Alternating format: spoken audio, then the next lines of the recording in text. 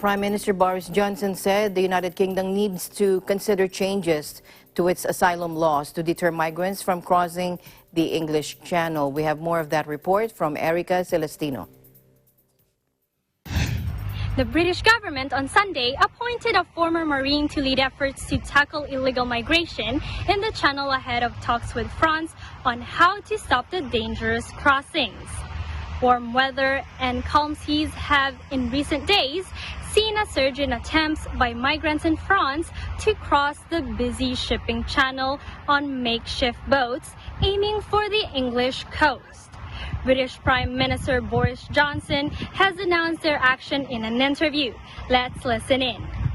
Be no doubt, what's going on is the activity of cruel and criminal gangs who are risking the lives of these people, taking them across the channel, a pretty dangerous stretch of water in potentially unseaworthy vessels. We want to stop that, working with the French, make sure that they understand that this isn't a good idea. This is a very, very bad and stupid and dangerous and criminal thing to do. We've got a problem, which is that there are people who want to come from around the world to this country because obviously it's a great place to be, and there's no doubt that it would be helpful if we could work with our French friends to stop them getting over the channel. We need to look at both things. We need to look at the means by which they're coming here. We need to stop them, working with the French. We need to stop them from getting across the channel. But number two, we need to look at the legal framework that we have, all the panoply of laws that an illegal immigrant has at his or her disposal that allow them to stay here, and we need to look at what we can do to change that. With photographs of the new arrivals splashed across British newspapers each day, Home Secretary Priti Patel has become increasingly vocal in demanding action, even mooting bringing in the Royal Navy. On Sunday, she appointed former Royal Marine Dan O'Mahony, a maritime security expert, to take on a new role as the government's clandestine channel threat commander.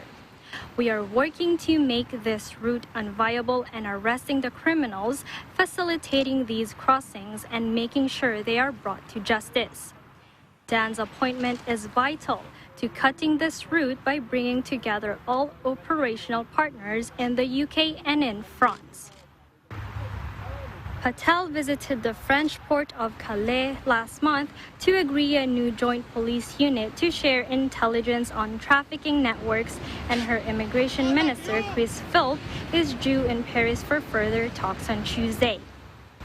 Britain's Interior Ministry has made a formal request for the Royal Navy to help, but campaigners warn any military intervention to stop boats could be dangerous and could face legal challenges.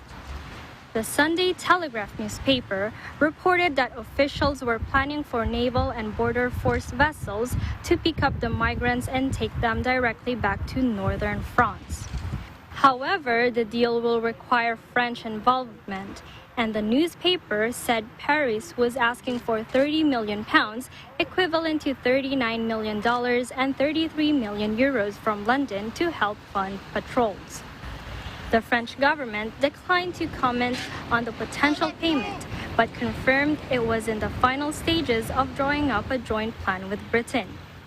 It noted that patrol boats are making daily interventions, although Interior Minister Gerald Darmanin told Patel last month that more resources were needed.